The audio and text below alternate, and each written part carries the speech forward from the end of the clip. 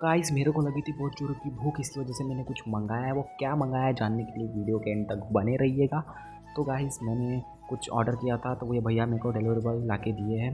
तो इसको लेके चलते हैं घर में। तब तक आप हमारे चैनल पे नए हो तो सब्सक्राइब करो ऐसे इंटरेस्टिंग वीडियो के लिए।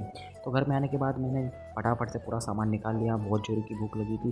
तो उसके बाद ऐसा कुछ देख सकते पार्सल थे, मतलब मैं खोलने के लिए उतावला हो रहा था और मैंने मंगाया था पोहा, साबूदाना खिचड़ी, साबूदाना वड़ा, पानी पूरी और चाट।